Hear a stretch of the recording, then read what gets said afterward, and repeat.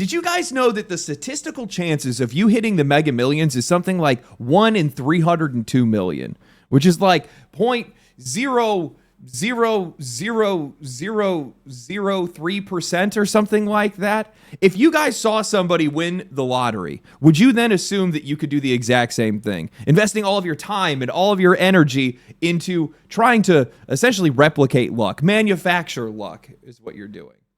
The video game industry does. A few things have happened recently that paint the perfect image of how AAA is wasting its resources and setting expectations for things that they just cannot achieve. Oftentimes making games that nobody's asking for because they're not making the games for you, they're making them for somebody else. They're making them for themselves. How believable does it sound that for many of these publishers in the industry right now, they are benchmarking themselves up against some of the greatest games in the industry, not based on their quality, not based on how fun the game is or how much the players like it, but no, instead, how much money that game made. These executives are so delusional that they're looking at games like Minecraft, Fortnite, and even Grand Theft Auto and saying, yeah, my game can do that. Today, we're talking about how Grand Theft Auto 6 is apparently being projected to make $7 billion in the first 2 months of its release, and how the success of that franchise, as well as a handful of a few others, have been leading the games industry around by its nose for the past decade. Did you guys know that EA apparently thinks that Battlefield 6 is going to bring in more players than the entire franchise has put together? But before that, a word from today's sponsor. Watcher of the Realms is rolling out its second anniversary update, and it's probably its biggest one yet. It's a fantasy RPG available both on PC and mobile with over 200 heroes across 10 factions. The latest edition is a brand new tactician class, which adds a repositioning mechanic that lets you shift heroes mid-fight during their ultimates. It's a flexible system that lets you block, intercept, and push offensively depending on the situation. 2 new heroes, Morden and Valara, are leading the charge. Both come with their own unique bond skill that can instantly reposition, knock back enemies, reduce magical resistance, and buff your team on the fly. There's also a major in-game event right now, Immortals Redemption, where just logging in daily can net you 119 free summons, a legendary hero, cosmetics, and more. Plus, there are new minigames, guild vs. guild battles, and even a personalized recap of your journey so far. If you've been curious or you haven't checked in for a while, now is probably the best time. You can click the link in the description below or scan the QR code on screen to try Watcher of the Realms for free on PC and mobile. Did you guys know that since the release of Grand Theft Auto V in 2013, the franchise has made over $10 billion as of this past May, or that Grand Theft Auto V is the fastest-selling entertainment product in media history, earning $1 billion in just 3 days, or that Grand Theft Auto Online in 2021 alone pulled in almost $1 billion by itself? Ever since Grand Theft Auto 3 reimagined this series as a 3D narrative sandbox, the franchise has printed money. It is one of the youngest and fastest growing in the industry, only trailing behind Mario, Tetris, and Pokemon in total sales. Grand Theft Auto 5 itself is second only to Minecraft in all-time units sold. We've already talked on this channel about how publishers and journalists across the industry have been basically begging for Grand Theft Auto 6 to raise the standard price of games to $100, not because that price is justified, but because they know that Rockstar could actually get away with it. GTA 6 could launch at any price point and it would still likely sell. While I disagree with the idea of using Grand Theft Auto to set a pricing precedent, because let's be honest, nobody else can pull that off and games just aren't worth that kind of money, I can't deny the reality. If any game could do it, it's this one. Barring any catastrophic failure, this game will sell no matter what. I've already seen millions of players tune in just to watch a trailer. At this point, whether or not this game even meets expectations probably doesn't even matter.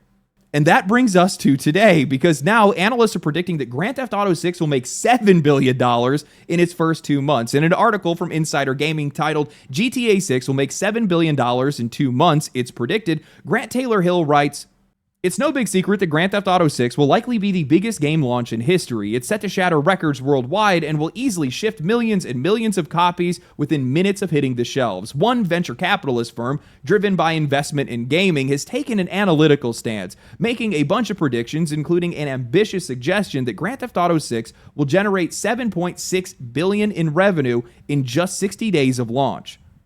On LinkedIn, Convoy's Josh Chaplin posted a series of predictions based on internal chats at the firm. For those not in the know, Convoy is a firm focused on investing in platforms and technologies on the frontier of gaming. The internal analysis of Grand Theft Auto 6's future yielded a diverse platter of predictions, some more obvious than others. For instance, the team suggested that Grand Theft Auto 6 will be the greatest video game release of all time, which is almost a given. They also suggested that Grand Theft Auto 6 Online, or whatever it's going to be called, will accommodate 200-player lobbies and will host a thriving UGC component on the platform.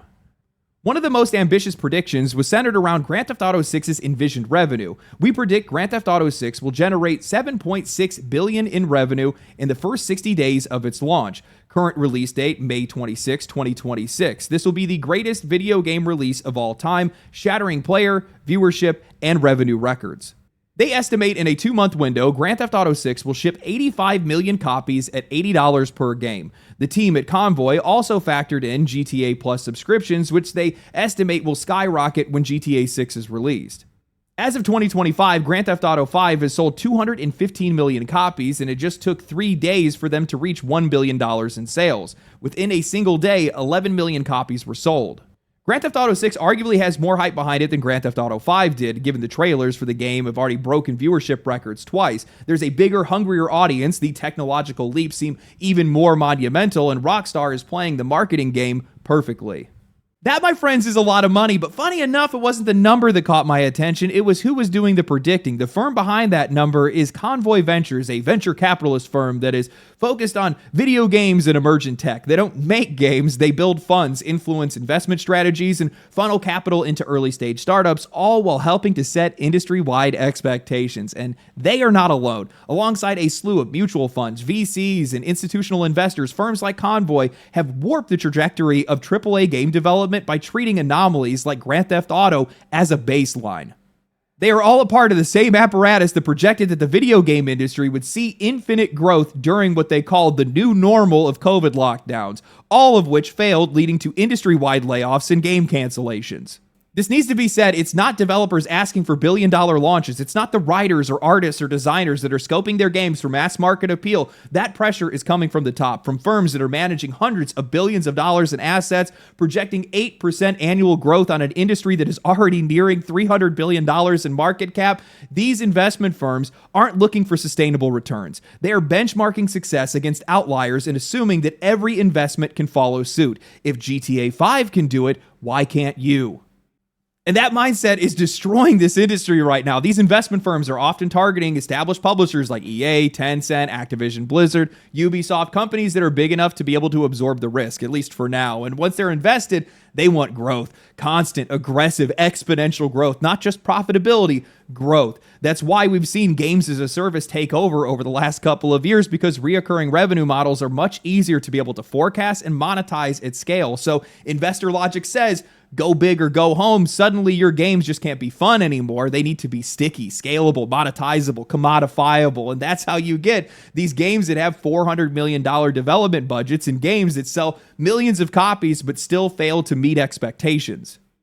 And when a firm like Convoy goes public with a $7.6 billion sales projection, it doesn't just set expectations for Grand Theft Auto 6, it moves the goalposts for everybody else. Other studios and other games are going to get compared to that figure. Other publishers are going to get asked why their portfolio is not performing at that same level. Suddenly, every shooter now needs to be Fortnite, every open world game needs to be GTA, and every roadmap is drawn with that fantasy in mind.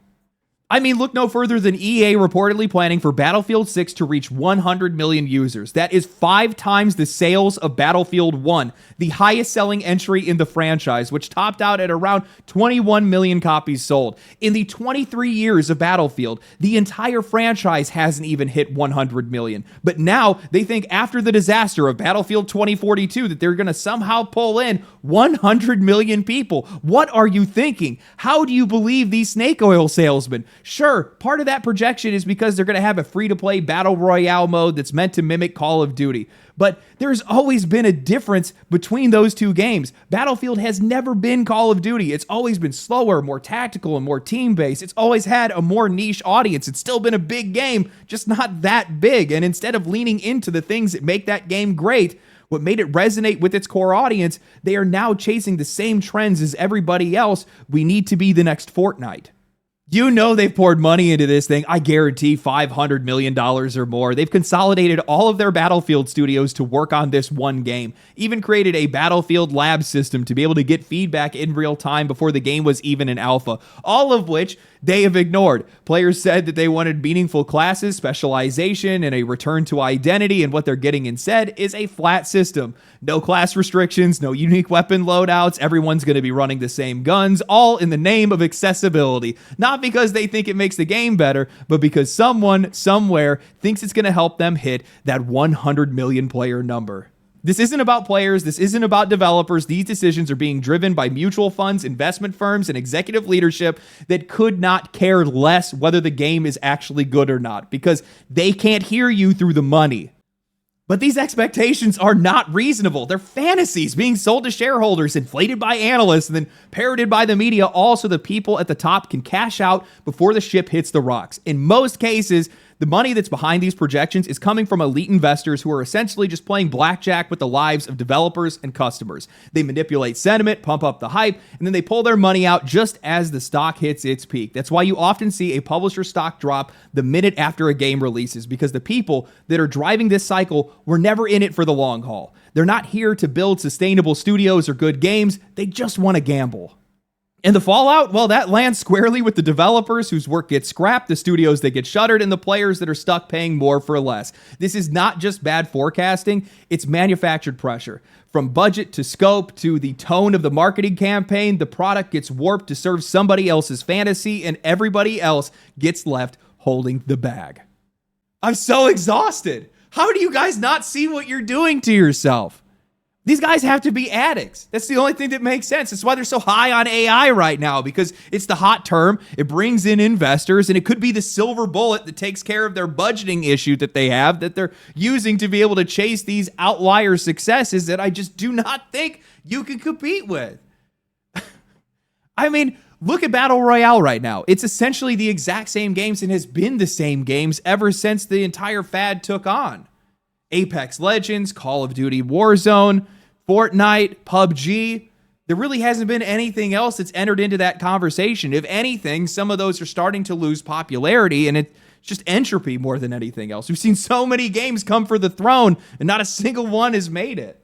That's why I asked the question, do players even want it? These guys aren't asking that. I think some of them are, and they're coming up with the wrong answer. They're saying extraction shooter, and the reason why they're coming up with that answer is because they're not asking the question for the players, they're asking it for their investors. The problem is these guys are looking at edge cases. They're looking at cultural phenomenons, and they're saying that this is how much video games can make. But they don't make that kind of money. You know, last year, over 20,000 video games released, or almost 20,000 video games released. 50 of them were high-profile games. How many of them actually made it? How many of them actually did well? How many of them did insane? You're benchmarking yourself against statistical anomalies. That's not sustainable. Even if you can recreate the quality, you can't recreate engagement. That's why I think that these investment strategies and all of these analytics that these guys are using right now is driving this industry into the ground, because it's antithetical to the very industry itself.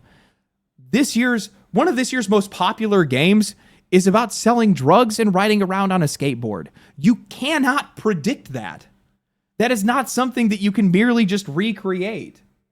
All you can do is just make something good, make it for the right reasons, keep your expectations in check, and hope for the best. But I just don't think that these guys see that. And I don't think that they're going to last. What I don't think many people in this industry understand is that while you can set yourself up for success, while you can plan everything you possibly can, you can make a great game, you can deliver what the players are looking for, you can time your releases well, but there are factors behind some of these breakout hits that you just cannot replicate. You can't plan for it. The kind of successes we're talking about, Fortnite, Minecraft, Grand Theft Auto, it's not even about the quality or even the popularity. It's about what these games mean to people, and lightning striking at the exact right place at the exact right time, and no amount of analytics or investor hype can bottle that. Honestly, I don't even think that you can manufacture some of the more realistic hits that we've seen recently. Helldivers 2, Marvel Rivals, Black Myth Wukong, Palworld, Schedule 1. These are still massive category-defining successes, but they didn't happen because somebody projected their way to $1 billion launch. Do you think that Tyler 1, the solo dev behind Schedule 1, thought that he was going to move 6 million copies in just a couple of months? Do you think that Arrowhead expected Helldivers 2 to clear 12 million copies sold? Or that Game Science, making their very first game, had any idea that Black Myth Wukong was going to go on to sell 20 million copies in just its first month? Of course not, because there's no data to support that, no trend, just a game that hit at the right time with the right look, with the right pitch, at the right price, and sold it to the right audience.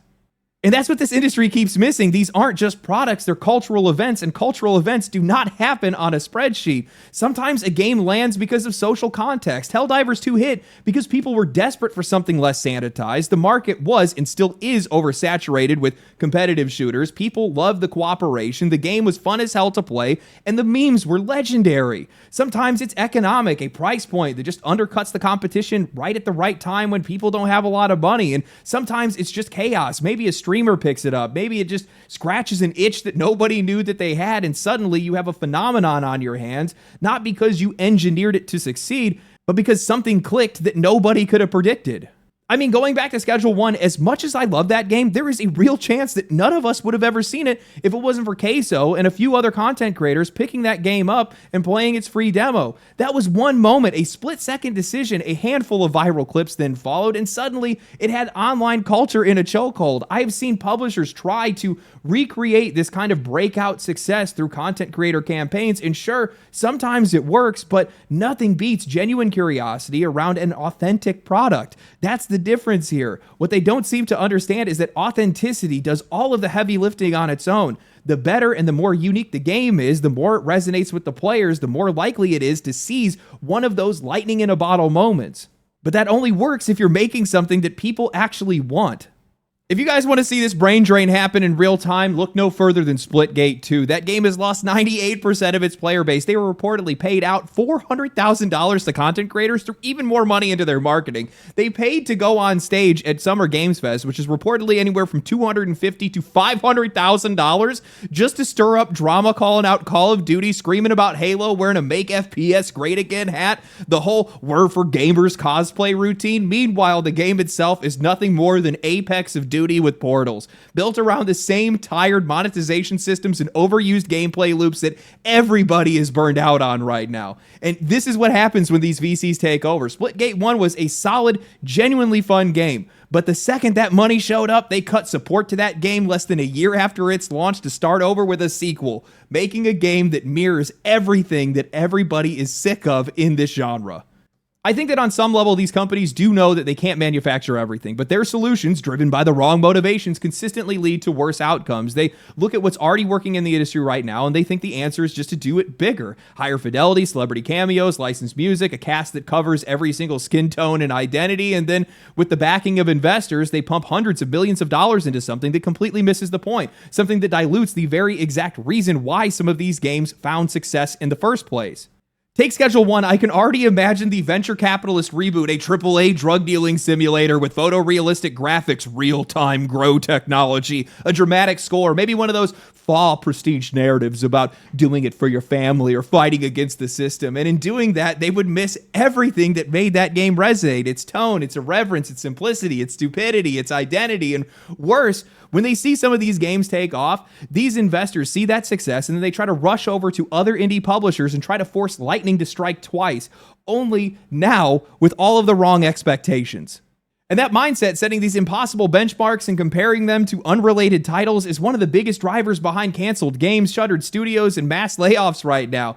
You've got legacy franchises that are going head-to-head with titles that they have no business competing with. Dragon Age the Veilguard was originally conceived to be a live service game. Only later did they pivot back to going to single player, and while it's good that they recognized that mistake, it didn't stop that project from being completely creatively bankrupt by the time that it launched. What were those guys thinking? Why would anyone believe that the key to broadening your appeal or making more money is to erase the identity your audiences showed up for in the first place? I think the best counterexample to all of this is From Software. That's a studio that has built its name on being niche, on being challenging, on being distinct. Demon Souls, Dark Souls, Bloodborne, each one redefining the last, slowly growing their audience without compromising what made their game special, and then came Elden Ring.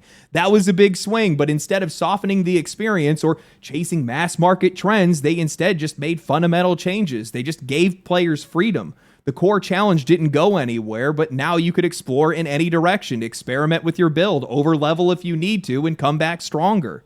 It didn't pander, it empowered, and that's what made that game resonate with such a wider audience than the series had ever experienced before. That game bent around the players, but it never broke what it was. Even their latest game, Elden Ring Night Rain, proves that point. On paper, it looked like FromSoft was chasing trends, shrinking zones, roguelike mechanics, co-op PvE. People thought it was a Battle Royale spinoff, but instead of falling into the trap of imitation, they built something unique. It had influences for sure, but people still actually liked the game. It was focused, well executed, and grounded in their design philosophy. And while the initial reception of the game was mixed, its authenticity won over time. And now most people look back on it fondly because, well, it's a good game.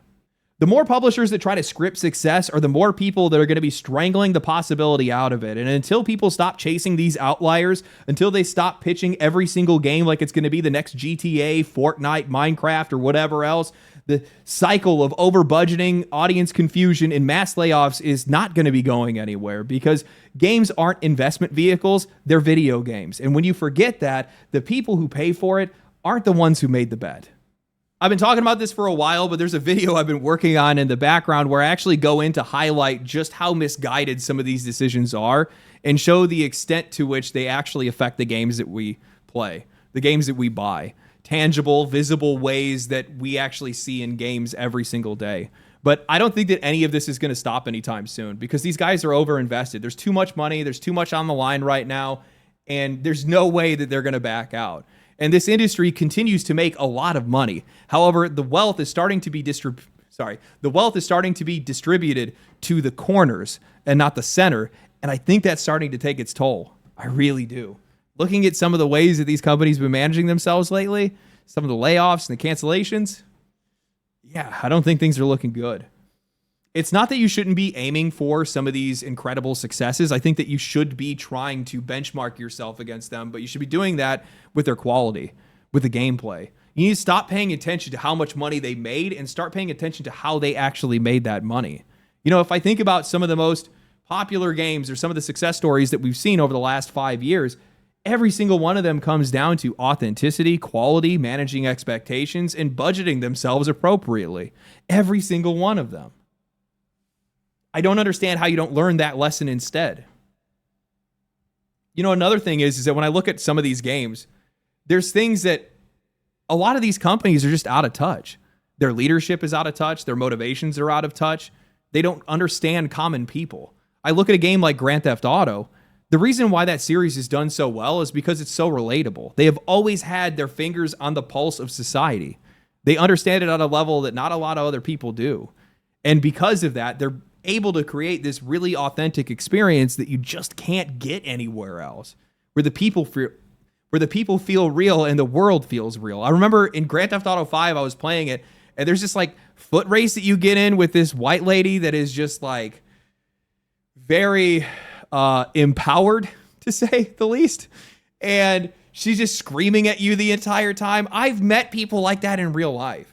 When you play a game and you see something like that, and you see things like that multiple times while you're playing a game, it builds an experience that feels lived in. It feels like you're playing a game that actually understands you.